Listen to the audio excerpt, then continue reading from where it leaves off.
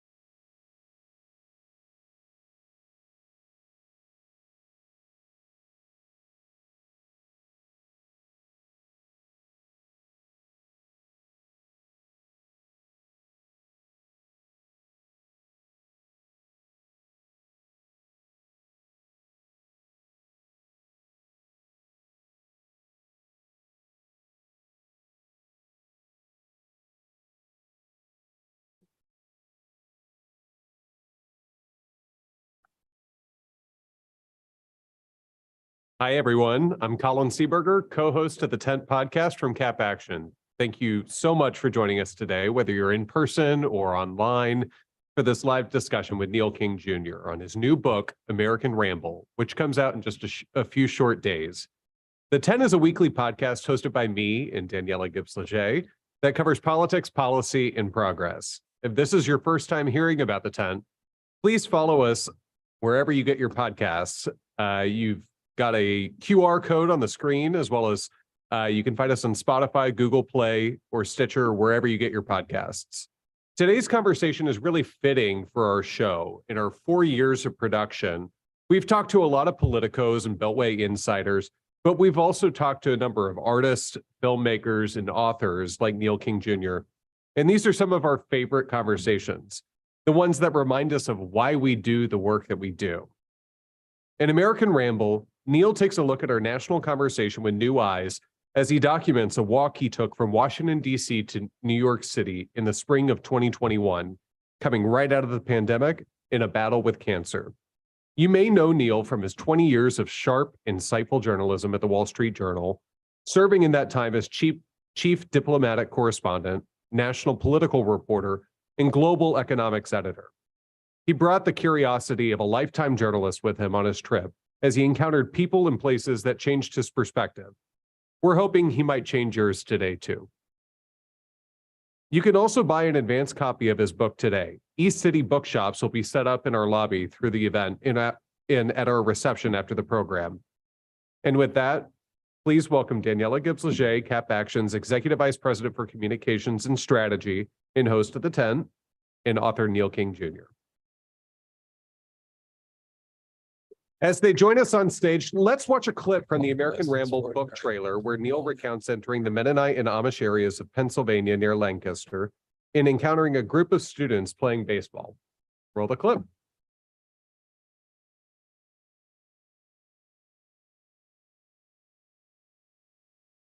One of the most extraordinary moments was when I had left the city of Lancaster and had entered into the Mennonite, Amish, Anabaptist area of Pennsylvania.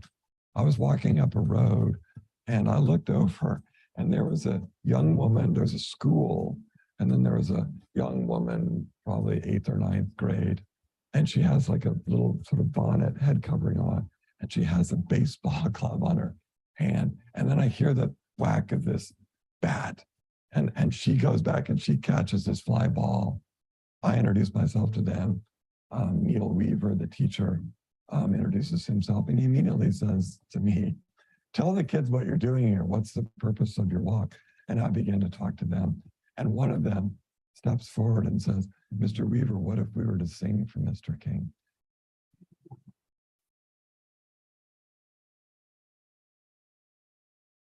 They sing these two hymns for me, which were just extraordinary. In a lot of ways, that was kind of the spiritual turning point of the walk. Wow, very powerful. Neil, thank you so much for joining us today. I can't overstate what a pleasure it is to be here. Oh, thank you. So I want to start us off by reading a passage from your book because I think it will set up the story that you tell very nicely. Our house stands along a row of white maples, 9 blocks east of the U.S. Capitol, as it has since Ulysses S. Grant was president. Tens of thousands of times in our 22 years there, I have opened the wrought iron gate between the garden and the sidewalk for trips to work, dog walks, early runs, quick jaunts to the store for a clutch of bananas, or with daughters in hand on a Christmas morning. This trip was different. On a fresh morning in late March, I stepped past the threshold of our front door, tugged the garden gate closed behind me, and set off to walk to the city of New York. A slow stroll, I like to say, down a fast lane. An easy walk along a founding swath of the country that everyone else wants to put behind them. Those are very powerful words, and we're going to have a lot of very deep and insightful things to talk about. But before we get to the deep part, I need to ask about the planning of a trip like this. What goes into planning a trip, walking from DC to New York, and as an avid overpacker, what did you put in your backpack? Yeah. The whole thing had gestated over multiple years when I first had this preposterous idea that made everyone kind of crinkle their nose at me, like, you're going to what? Just how would a pedestrian fit into that landscape? And that in itself was sort of my starting position. What would be the route? And there are, of course, an infinite number of routes you could take to go between those two cities. And then as I began to explore, how did people in the distant past do it? How did, for instance, George Washington do it? 1789, he had to go to his inauguration, Mount Vernon to Manhattan. I became fascinated by the routes. And so there was that. That was actually in itself fairly complicated because I wasn't going to camp out. I had to find places to sleep. When you're walking 3-4 miles an hour, it's not easy to find lodging and want to find it. And then there was the, well, where would I go and why would I go to those places and what places held significance to me or to us collectively. Like, what are the resonant places between here and there that are likely to tell a story? And then there was the identifying the people who could help tell the story for me, which was also a lot of work, and identifying people. I didn't want to walk out my door and have it all left to chance as to who I would meet. So there was a lot of that too. And then when it came to the backpack, I kept it super light. And in the book, I have kind of a humorous description of my going through the house before I left and kind of looking at all the things. I know you're about to move, you know what accumulating is about. My house is filled with way more than I need. I put about 17 pounds into my backpack, which 3 pounds or so was my laptop. So I had very little with me. And that right from the outset was one of the great feelings of liberation, where for basically a month, that's what I was, just me and those relatively few belongings on my back, which I think is why we all like to travel, actually. We go away from all of our belongings in order to have very little with us, and that's its own form of freedom. So as you mentioned, you spent months before your walk, immersed in the travel logs of people like Alexis de Tocqueville and Charles Dickens, who had traveled around the United States before. What did you learn from them in their travels and what they wrote about? I immerse myself on the Library of Congress site. There's this amazing place you can go and you can look at and download basically every travel log that anyone wrote in the 19th century about visiting America, traveling through America, most of them being Europeans. And they came in the 1820s, 30s, 40s, a very early time in our history, a very rough time, a country, as we know now, looking back, that was heading towards a civil war and a sort of second founding that had to happen. And they were looking at things in a very specific way and deriving meaning from those encounters.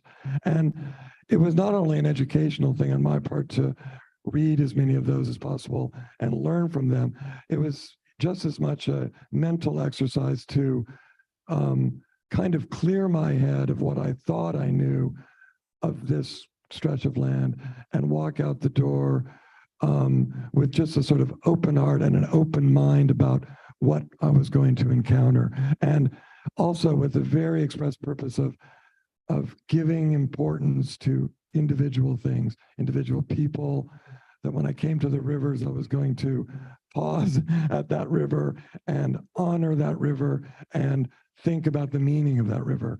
And let's just take one river. The Susquehanna was for centuries a huge frontier place in American life. And when I got to the Susquehanna, I spent an hour just there kind of taking it in as a place, a physical place, but also as a historical marker of sorts. I personally love the Susquehanna River. It's a turning point or a mark point between driving from DC to New York. I know that Billy particularly hates that bridge, but it's one of my favorite bridges. And I think I'll definitely look at it with fresh eyes when I cross now. So you said you didn't want to have a preconceived notion necessarily of what this walk was going to be, but did it compare to any thoughts that you had about it? Like what surprised you the most about the overall journey? I think the thing that surprised me the most was really, even by the second day or even a part of the first day, is, again, it goes to the kind of mental preparation that if you walk out your door, there's a great Irish poet who I like to quote, John O'Donoghue, who's died prematurely 10 years ago or so. He talks about the importance of walking out your door with, as he calls it, an open heart and a watchful reverence. And I really attempted to go out my door with essentially those attributes in mind. And soon I found myself kind of in a kind of trance environment where you're just paying attention to what you're seeing. You're just paying attention to the river, to the state of the trees on this given spring, and to the people you meet, to the rings of the city as you leave them, which I describe in the book. So that by the second day, even that morning, I had this extraordinary encounter with this older couple that were plain folk, that were basically Mennonites, and I had gotten I had to make a divergence. and I met this couple, and we started to talk, and I told them where I was going, and they said, we were in that town. We used to live in that area. There are these people there that we haven't seen for years. We don't know if they're still alive. And I said, I will go see them when I'm there. I will give them your regards. And they were like, you will? And I got their coordinates, more or less, their names. And when I left there, I was like, wow, I've been on this walk for a day and a quarter, and I'm starting to live these like terrible moments. And that sort of experience happened so many times on the walk. And it dawned on me that parables, if you look at any of the old holy books like the New Testament, Old Testament, they're filled with one-off encounters on roads. So it was a frame of mind that I soon began to encounter. So you called your walk History at 3 miles an hour, which I must say is an incredible clip. What surprises came along the way, and what did you learn about our history as you made that walk? Do I have to take the next hour for that one? I mean, yeah, maybe you can cut that down a little bit. There are this sort of specific things about our history, like, encountering the Mason-Dixon line and spending time to sort of see what this abstract, non-existent, but still incredibly fundamental thing looks like in reality. And then there was the more, more intangible things, but I think the deeply important things like walking along a canal, a rail bed, crossing various bridges, and just absorbing the man hours, the labor that went into creating so much of the early foundational parts of our country. And, when you're walking south to north like that, and you're crossing through these micronations, as I began to call them, and these too, when you go back to the early writings of de Tocqueville and others, they talk about that, because in those days, these were very identifiable, right? Where the Quakers had settled, where the Germans had settled, where there were ethnic, linguistic groupings, but those fingerprints still remain very intact. And when you're going slowly, you see them more distinctly. I could go on at great length about the sort of walking through history aspect, but some of it was also just giving yourself the time to think about this place. And, one point I want to make is I was going to walk out my door March 29th, 2020. You might all recall that something happened right about then. So by the time that date was nearing, what I was going to do was basically illegal. It was like, wouldn't have been possible. In between that moment and when I did walk out my door, we had COVID, we had the killing of George Floyd, we had the huge social justice protests, the riots, the tearing down of statues in many parts of the country. We had this incredibly grim, disputed election, the whole challenging of the truth of it. We had the attack on the US Capitol 9 blocks from my house. I was then walking into a profoundly different America than if I'd walked out of it before, and one that was discussing who are we, who do we honor, who's worthy of a statue, who's not worthy of a statue.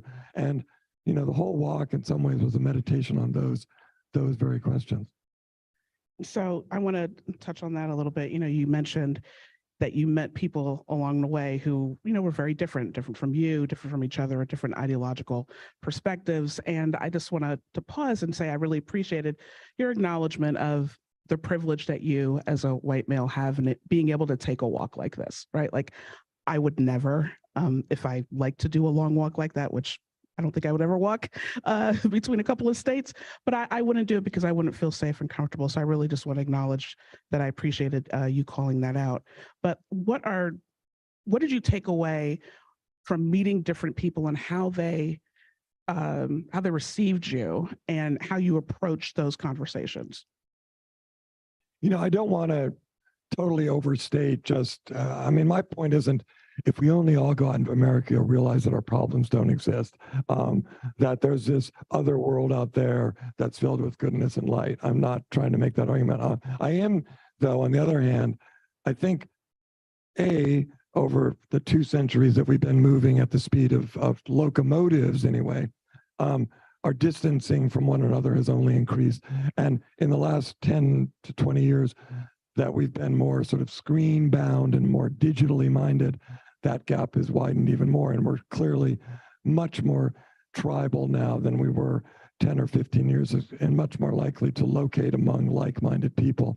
And the concept of the commons, of common ground, of dealing with people that you might not necessarily fully agree with on the same patch of earth, that's diminished. And the experiences that I had with people, and there were some really extraordinary ones that were literally, you could argue, people in from like another century whose beliefs were literal, and they were proud that their beliefs were from another century and held things that I don't agree with. You know, there were many other things about them that were endearing. And I met a Mennonite auctioneer who looked kind of like a John Brown sort of character with this huge beard, no mustache. And, you know, his argument was God is pulling his love away from America because of all the ways that we're sinning. And yet once we started to talk about all the tractors that he was going to auction off in the barn I was in with him, there was this whole other side to him that was so funny and so fascinating. And, you know, I had met him because my phone had run out of batteries and I needed someone to direct me, and he did a good job of that. I'll just make one other point. I mean, the encounters, when it comes to privilege, I really think that the biggest privilege that any of us as individuals have, and the biggest privilege that we can extend to one another, is the sense that we belong in any one place. And that feeling of not belonging is the deprivation of that privilege. And the whole walk was a sort of pushing of my boundaries of where I might belong, but also sort of an extension of getting others to welcome me into their place and act as if I belong. And that part of it I found fascinating. And I even got better over the 26 days at sort of pushing those boundaries. And anyway, yeah. Did you find that people wanted to talk about politics with you? Yes and no. I mean, I wasn't out on a kind of journalistic vox pop mission to try to, you know, test what people made of Donald Trump or something. That wasn't I wasn't really out in a journalistic way in that way. Yeah, but largely, if I kind of nudged them a little bit, I would mainly talk about it as I'm out trying to get a sense of the state of mind of the citizenry, basically. And, you know, people were very willing to engage in that way. I mean, I found almost everyone, and I would meet people and, you know, getting their garbage coming in from the driveway, whatever. And people were fascinated, right? Because you don't often see some wayfarer that looks like me with some backpack on walking down your street, you know? So there was a kind of like, oh, okay. But, you know, the other thing I found just fascinating is when you are essentially a pilgrim on a kind of pilgrimage to Central Park in Manhattan, people treat you the way they have treated pilgrims going back for millennia, which is often, oh, here's a bottle of water, here's a cookie, here's a brownie, here's a bottle of beer. They want to give a sort of alms to the pilgrim. And in that way, I found largely, you know, welcoming, kind of open-hearted interaction. You mentioned a bottle of water. I did find it fascinating that it took you a while to get a bottle of water after that initial encounter that you had in, was it an exurb or a suburb of DC? And I don't know if that's about COVID or what. People just were a little maybe standoffish. Well, that was one particular guy. Speaking of parables, that was what became known to me as the parable of the empty water bottle, because this was a guy who, out in front of his house, I had said, do you know where I could fill up my water bottle? And even though, of course, he had a hose right there and a house filled with water, he directed me to a convenience store 2 hours away, and it was like 2 miles away. And I talk a lot in that portion of the book about hospitality and what it is to give some form of kindness or water to a stranger. And in the end, I found the water in what is basically our version of hospitality, which is a Dunkin' Donuts. Because, you know, in reality, we have given our version of hospitality to the hospitality industry, and very few of us actually exhibit it. We do it to friends, but if you read or follow, for instance, Paul Solopek, who's this great National Geographic wanderer who's basically walking around the world right now. He's been doing it for years. When he went across the country of Georgia, every night he was there, 44, 45 nights. People in Georgia fed him, put him up in their houses. He didn't stay in motels. He didn't go to Dunkin' Donuts. We've wandered a long ways away from that tradition. I'm going to put you on the spot. Who was your most interesting / favorite encounter with? There were so many outside of Woody Woodhull, who met me on the walk and had a lot of amazing things to say. I think certainly high on the list would be the mayor of York, Pennsylvania, who's this guy, Michael Helfrich, lives in a house from like 1760, one of the oldest houses west of the Susquehanna. And everything in this house is from the 18th century, except for him and a few of his clothes. But basically everything. And he is a complete Thomas Paine fanatic. And when I asked him about making America great again, like when were we last great, I think he cited 1788 or something like that. It was like, right before we started to begin dividing along partisan lines and whatnot. But he was a person wrestling with all of the challenges of a mid-sized city, and there are a lot there in New York, Pennsylvania, but from this very distinct and fascinating vantage point. And he was a fun, multi-hour way station. So you mentioned here, we talked about religious texts, and you talk about how along your trip you understood why religious texts like the Bible or the Quran so often talk about people walking and the encounters that they have along the way. So did this walk change you in a spiritual way? I never thought necessarily that the walk or the book would become a kind of spiritual book, but it very much did. And that little clip that was run of that you ran of the Mennonite kids and the schoolhouse and them singing to me. Right after that, I talked to Neil Weaver. The kids went back up to their class, and I said, so tell me a little bit about the Mennonite faith and what it is about. And he said, well, we basically have two tenets. One of them is a non-resistance. They don't fight in wars. They don't engage in lawsuits and other things like that. And non-conformism, he said. And he then quoted a line from St. Paul's letter to the Romans, one of St. Paul's letter to the Romans, that was along the lines of, do not conform to the world, but refresh yourself through a renewal of your mind.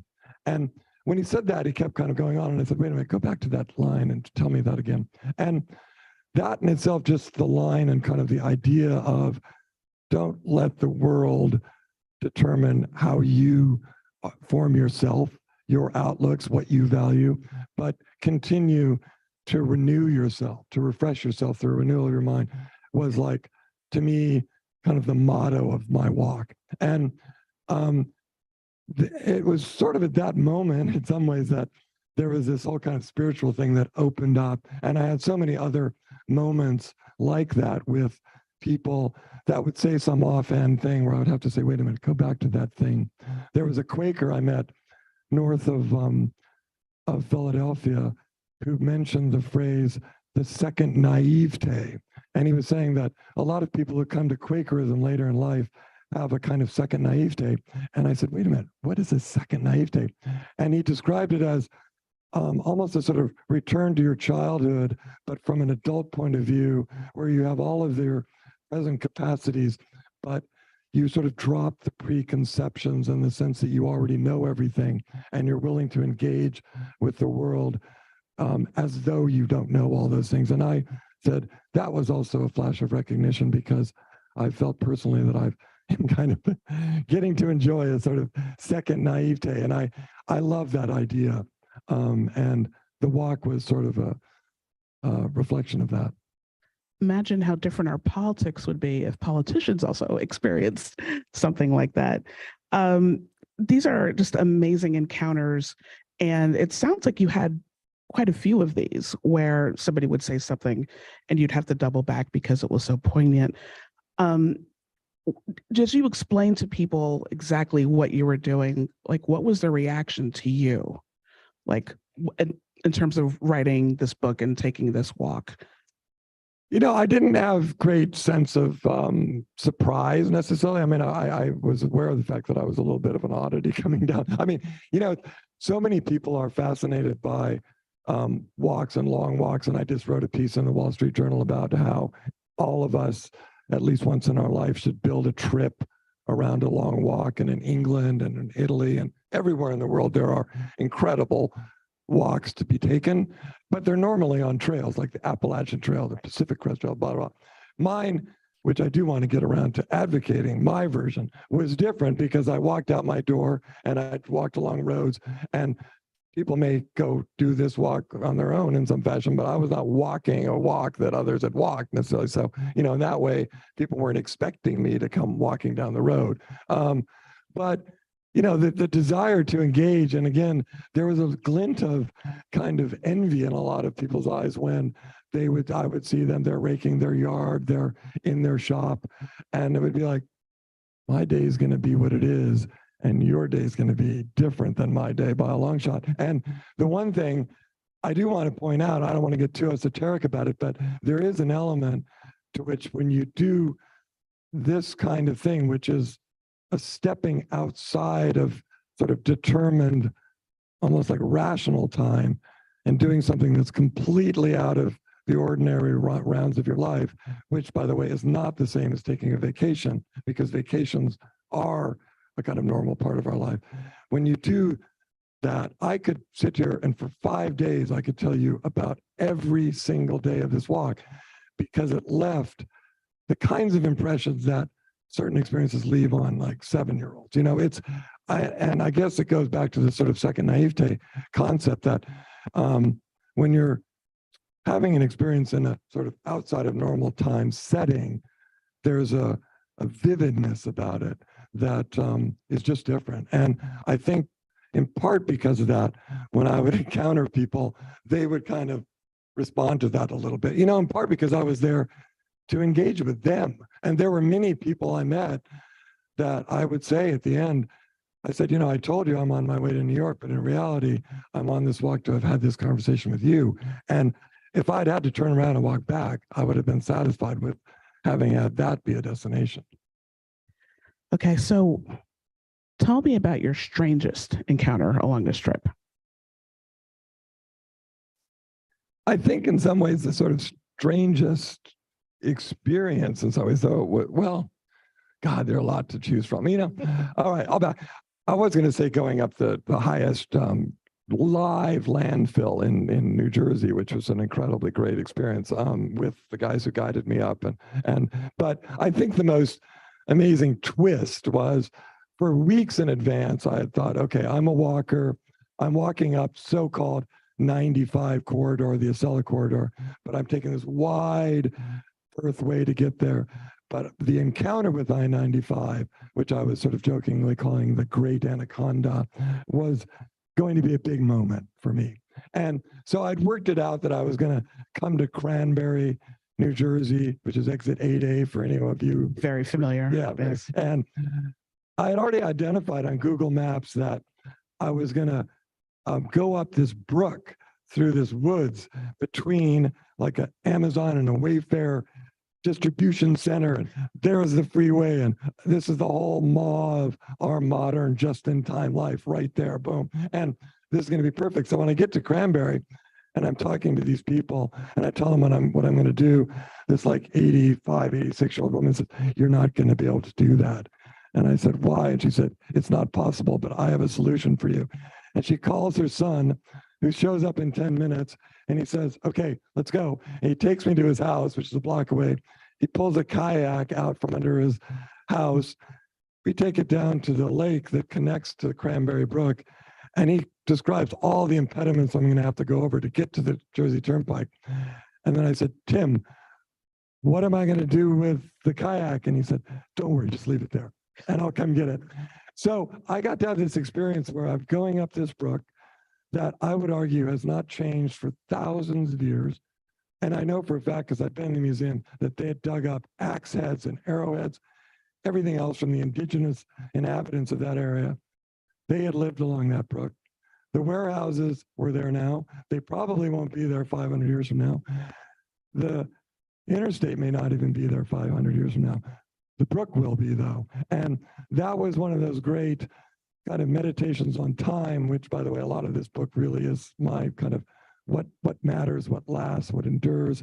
Cranberry Brook might not even be called that anymore, but it will still be flowing down that same place. And that experience was so great. And every time I go to New York now on the freeway, I'm always like trying to look for that place. And I've seen it kind of, but that, you know, you fly by it, because when you're not doing what I'm doing, you're flying by things. I wonder what happened to the kayak. He came back and got it. Okay, yeah. And related, you know, you had a lot of time, obviously, to look around you.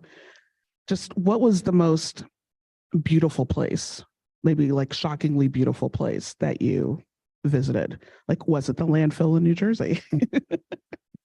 You know, one thing, I wasn't born last year or 20 years ago. I've seen a few springs. Yeah. The one thing that was just shocking to me in terms of the beautiful thing was I walked out the door, and it's fascinating now. I'm much more sensitive. This right now, this was 2 days after I left. We're about 2 weeks further on than the spring was then. That spring was somewhat delayed, or this one sped up. Because I was walking what I started to call the leaf line, I got to like just watch this like slow unfurling of a spring. And there was a time, a friend of Woody and mine, after Woody came, I then walked with Michael Ryan from Doylestown to New Hope on the Delaware. And that day, that morning we walked, you'd walk up a hill and the maple trees would be flowering, and then you'd walk down and they weren't flowering yet. You'd walk up, they were flowering. It was all because of where was the warmth, where was the sunlight. And I had never in my life observed just the unfurling of one spring with that level of attention and detail. And that was you know, we kind of like, oh yeah, forsythia are out, oh yeah, the dogwoods are coming out. You know, it's this like, you know, corner of your eye kind of thing. So it was more of a kind of general long-term immersion in this sort of sustained beauty. And by the way, you can walk all the way from here to Philadelphia with sustained, uninterrupted beauty. That's the thing about it too. Like the way I left Washington, I walked from my house right by the Capitol down the mall. I had to say hi to Abe Lincoln. And then I turned north from there and I left Washington entirely up Rock Creek. And when you do that, you're like, wow, we live in a city where you can walk the entire way out of the city with barely seeing a car or a house up this river. And I spent the night at a place that used to be called Headwater Farms that was at the headwaters of the Rock Creek. So there's a lot of beauty out there. So what was your reaction when you actually made it to your destination? Like, did you feel relief? Like, were you exhausted? Were you reflective? I have a chapter, it's the third to last chapter of the book, that's called Rapture on the Bayon Bridge. And not only was it one of my more extraordinary moments of the walk, but it's also a chapter that I like, because I'm sure a lot of people that live in that area of New Jersey and New York are going to be like, you're kidding me, right? Like, you had a rapture on the Bayon Bridge. I don't know how many of you know much about the Bayon Bridge, but you know, it connects Staten Island to Bayonne on your way to Jersey City. And I went that way, cut across from Perth Amboy to Staten Island. I went that way because back in the day, when people had to travel to Manhattan, everybody, they would go that way because that's where the sort of terra firma was. If they were to go up the general way that we drive now, that's where all the swampland is, including, of course, the meadowlands. And so when I was coming up the Bayonne Bridge, I wasn't really like expecting that the island of Manhattan was like right there. I wasn't really even thinking about it. And then all of a sudden I just looked up and there was the island of Manhattan, and it was morning. And, you know, say what you will about human creations and how many of them are gorgeous, but that is a gorgeous thing that we have created. And I was just like quite literally blown away when I saw that thing. And it was, it's one of those emotions that's a little bit hard to describe because we have a big vocabulary for kind of dreary, depressed, anxious-ridden experiences, and we share those readily. But the sharing of Rapture is joyous experience is a slightly different thing. And I was like bent over by the joy of that. And it kind of put me in I don't know, a sort of a glowing state that went all the way to the next morning. I went across the Hudson and I went to the 9/11 Memorial, and which I had not actually even been to before. And that was an incredibly powerful experience to me because I'd covered 9/11. I was at the top of the Wall Street Journal writing the story the next day. We collectively won a Pulitzer Prize for that coverage. Our office was essentially destroyed. For the entirety of the walk, I had encountered hundreds of monuments, memorials to every imaginable thing.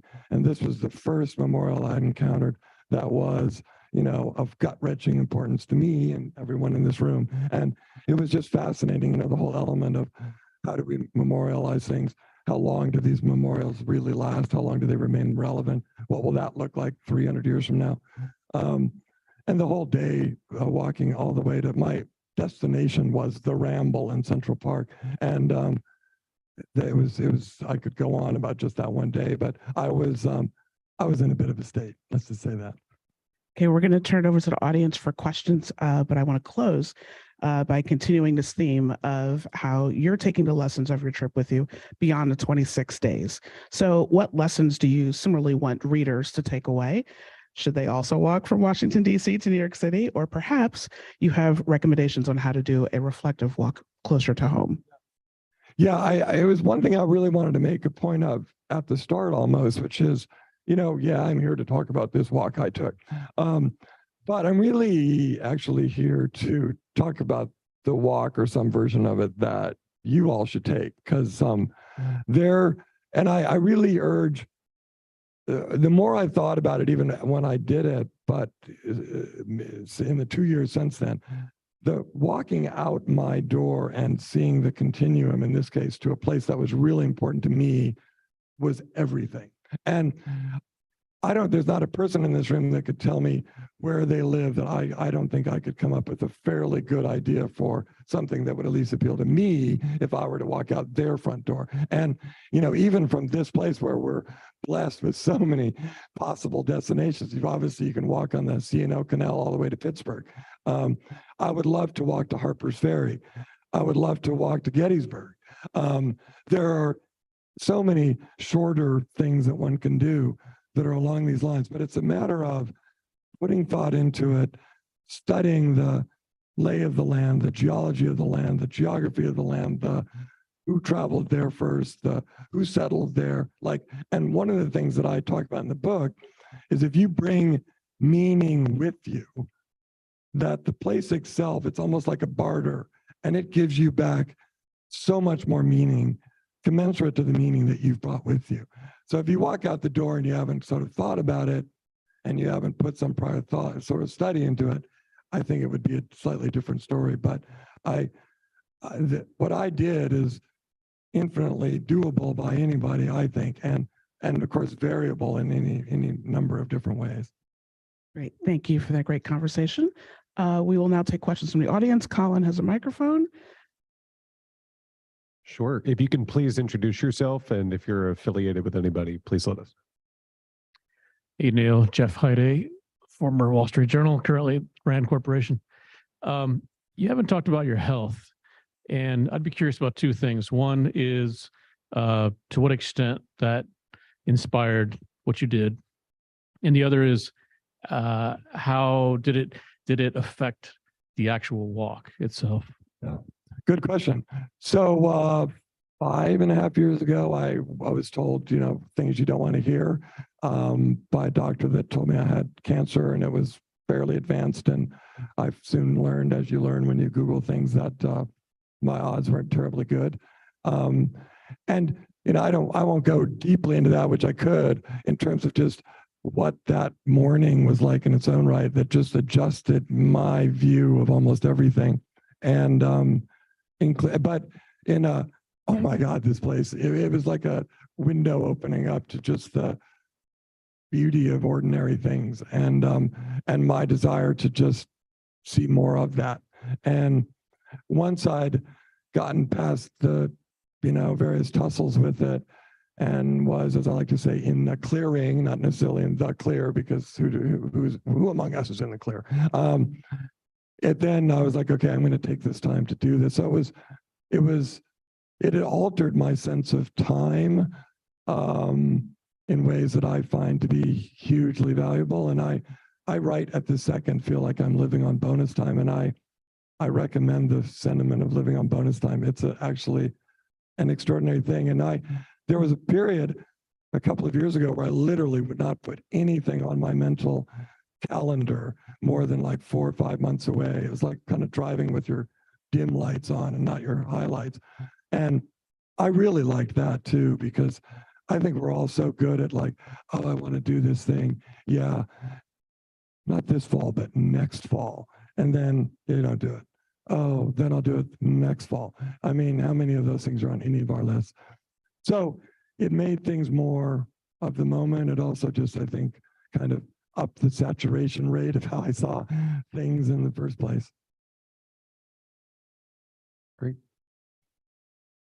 I'm getting questions from friends. That's good. Well, it's because your friends love you and your friends kind of been with you on this journey. Elise Labott, friend of Neil. My question was very similar, but I'll maybe take it a bit further. I think those of us who watched you at that time, and you wrote so beautifully and thoughtfully on Facebook about how you were feeling, and I was wondering if you thought that was the beginning of your second naivete, because it seemed that that was, in a way, that you brought this kind of clarity of this heightened sense of the beauty of life and the beauty of what's in front of you. And I remember you writing even before you wrote the book at the time. And I'm wondering if you think that was what maybe gave you this kind of sense when you talk about, the kind of sense of wonderment that you took along with you. And I'm wondering if you think that life experience with your health kind of gave you like this second awakening that maybe if you took the trip in an ordinary time wouldn't have had. Yeah, absolutely. Yeah. I mean, towards the end of the book, I meet up with a friend of mine at the Atlas statue at Rockefeller Center. This is when I'm going up Fifth Avenue. And he was a guy who I had gone through all this stuff with, someone Martin Indyk. And we had become very close just because of our sort of shared struggle. And, both of us had a lot of kind of gallows humors, lunches and whatnot. And we were just on our way to the Angel of the Waters, that incredible statue in Central Park by the lake, which is close to where the walk ended. And we were both agreeing that, we would never wish cancer or any other lousy thing on anybody, but that we would wish on everybody what it had given us in terms of a sensibility or a sort of increased sensitivity to the things that, at least I would argue, that matter. So yeah, I think you're right. It did start then. Great, thank you. We've also got a question from our online audience. Were there any challenges or obstacles along your journey that made you consider giving up? No, there weren't actually. I never really presented this as like a gargantuan challenge in the way that, doing something like the Appalachian Trail or trying to climb to some tile peak, or, you get stronger as you go. I plotted where I was going to spend the night. My first 4 days were by far the longest. Like my first day, I went about 25 miles. The next day, I think it was like 22. I averaged about 14 miles. I suppose if they were ever going to turn this book into a movie, something worse would have to happen to me, probably. I'd have to be kidnapped for a couple of days or something.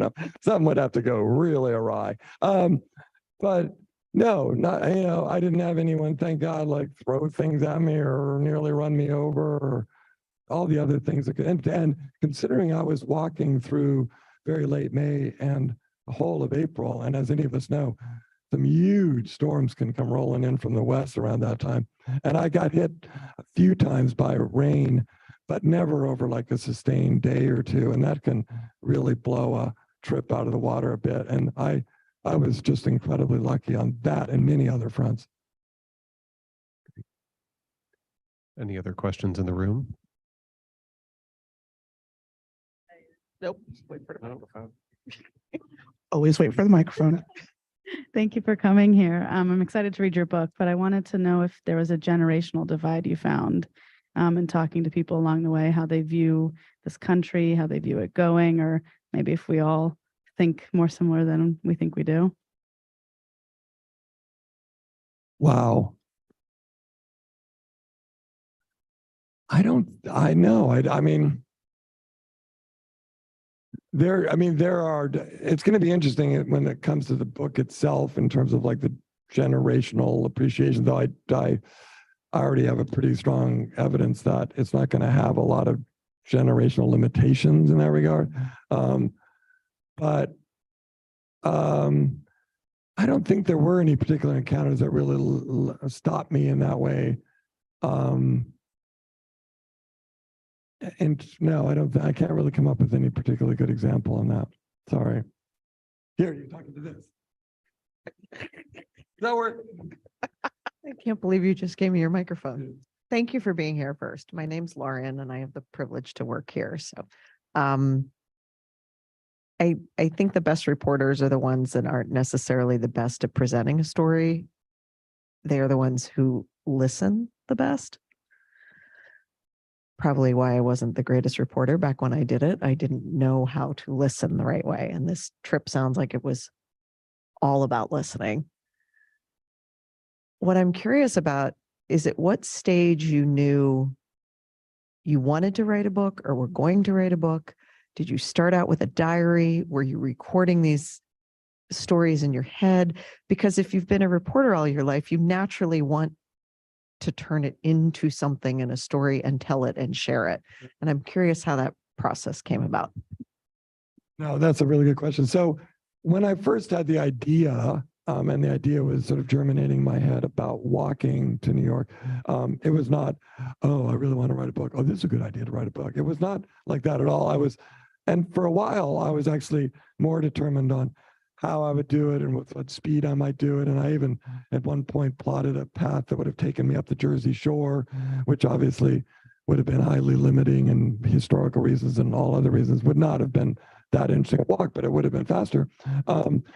By the time, and particularly with the delay of the year and with all the reading I did, and I began to even kind of write different sort of chunks about things, like I spent 4 or 5 days studying about Mason and Dixon, the two men who drew the line, and why they were a team and what brought them together and why they were brought to America to draw this line. And I, just sort of squeeze. So I started to sort of assemble the blocks of what I wanted to become a book. And by the time I walked out my door, I had every intention to write a book about it, because I realized, I call it a founding swath of America. And between my house right by the Capitol and New York City, 3/4 of the Revolutionary War happened. Some of the most pivotal moments of the Civil War happened. The whole North-South divide was, as rancorous as anywhere. The Declaration of Independence is, blah, blah, blah. You go on and on. The Industrial Revolution, the laying of the railroad tracks, it was all there. The building of the canals, the whole story, really. And I was going to be walking through it. And so I did a lot of work. In terms of the day-to-day, I've already said this to Daniela, but you may call this a phone, we call this a phone. This is by far the greatest reporting device ever invented. I took photos, I took videos, I wrote portions of the book essentially by talking into the notes function. When I would have an encounter, when I'd have a thought, I would just dictate it into my notes function. It would become text. At the end of every day, I had 1,200, 1,300 words of different snatches of things. I didn't have to stop to write them down. Then every morning, I'd wake up early and send what I were calling the dispatches. It was about 300 people on email, and I would send dispatch number 1 or whatever every day. And that was actually the rough draft of the book. And by the time I got to New York, I had found an agent, by the way, who called me on the second week. And I said, let's do it. I shopped the book to like 10 publishing houses. The dispatches were like 42,000 words by the time I got to New York. I had other stuff done we sold the book like a week later, and I finished the book like 7 months later, although it's taken a while through the process. But so in that way, it was a total dream scenario. And it was not only a kind of work of ambulatory fiction, but it was in a way a kind of work of ambulatory writing. In some ways, I've done my best to preserve some of the aspects of the walking, elements. And I think I have no way to compute it, how many words are still in the book that I literally wrote while walking, but they wouldn't be insignificant, I don't think. Yeah. I've got two more questions from our online audience. The first is, you spoke a lot about the differences in the people who you met along your journey. Was there a through line to the shared values or experiences that may have caught you by surprise? And if so, what was that? And then second, how did you get back home? Oh. That's the most boring question of all. No, it's a good question, but the answer is boring. Because the subtitle, A Walk of Memory and Renewal, a lot of what I was really wanting to think about was not only, and there's an element of my own memories, there's a little bit of an element of kind of memoir stuff in the book, but a lot of it is about our memory and what it is that we are deciding to remember and doing our best to forget. And, I had a lot of, part of this is because I was sort of guided towards people who were doing active remembering.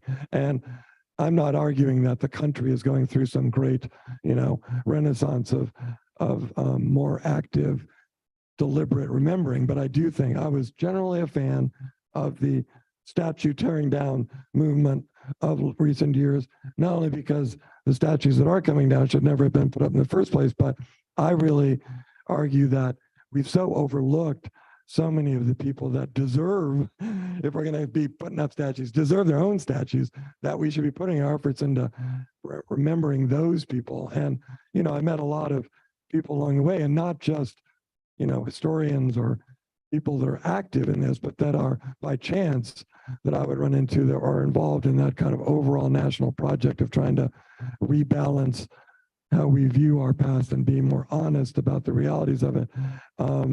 And that was a definite through line. So I met my wife in Central Park, and the book, well, anyway, the last chapter kind of ends with me running into meeting her in Central Park. And then the last chapter ends with her driving me home. And I describe myself as a gargoyle looking out the window, which I guess I was kind of like this. She was driving, and I was just kind of like, oh my God, I'm one of these people again, because over that span of time, you create this, I wouldn't say it's a condescending take on car people, but they drive by you and you're like, yeah, whatever. I kind of started to identify with the deer and the skunk and the rabbit or whatever. I'm like, okay, I better not get squashed by that thing. But those, whatever they are in those cars, are not in the same world that I'm in. God bless them for going where they're going. I'm sure it's important, but we're not in the same place. And I kind of, well, I don't need to say it. Well, I guess I end the book by actually ruminating a bit, because I drive up back to visit some of the people, including the Mennonite teacher, a few weeks later, to tie up some stuff and just to kind of check on some facts and things. And I realize now that I'm on a car that the roads that I walked on, which were like right over there from the interstate that I was on now, they were still physically there, but the road that I had walked on and that experience I had was not there anymore. That these things you, as I talk about in the book, you find a seam, a personal seam, a seasonal seam, a seam in your life, and you take it. And that seam I found was a really extraordinary one. And I couldn't go back and repeat it and make those same things happen again. And, but I would like to go back and just urge everyone else to do something similar. So that's it. Great, thank you. Anybody else? My name is Ryan. I work here at CAP. I just had a question of, did you stop to read all of the roadside plaques that we all tend to zoom right past, and any stories that you gleaned from any of them? The question was whether I stopped to read roadside plaques along the way. Yeah, absolutely. And there were so, there were quite a few that were kind of instrumental for sparking things that I then decided to go back and look at more closely. And one of the great ones I'll just mention quickly, I went out of my way to go to a place called Abington, which is north of Philadelphia, because there was this extraordinary man who is finally 300 and some years after his death getting his due recognition, which is a guy named Benjamin Lay, who some argue it was the first abolitionist. And he was a 4 foot something hunchback dwarf who was an absolute radical in the most extreme, best sense of the word. And his life was fascinating to me because he went to every possible extreme to drive home first within the Quaker faith, which of course was so important to our founding as a nation because they were among the most morally righteous people. But many of them were also slaveholders. He was basically the force who convinced the Quakers first to renounce slavery and then push, of course, the state of Pennsylvania to do the same, et cetera. But he was also banished by his Quaker meeting house, including the ones in England. And only recently has that been reversed. And they just recently put a plaque up along the road, 2018, for Benjamin Lay. And the one point I just want to make about that, and I think this is an important one, is that the one thing that I try not to do is this sort of mental exercise that if I were alive in 1755, I would be with Benjamin Lay, because the odds are I wouldn't be anywhere near Benjamin Lay because there was almost nobody that was like Benjamin Lay. And the really righteous people, particularly that of the early righteous people, are also among the least pleasant people, and they're often ostracized as a result. I spent time, for instance, in Lancaster, and I write a lot about Thaddeus Stevens, who was also one of the greats in the first years of our second founding as head of the Ways and Means Committee in Congress right after the end of the Civil War. And he also was a highly unpleasant person and not terribly well loved by a lot of his contemporaries. So I guess my lesson there is, when you see somebody who you think is a little obnoxious and off-putting, maybe they've got something going for them, and maybe you should be on their side. Neil, well, thank you so much for joining us. Please join me in giving a round of applause to Neil.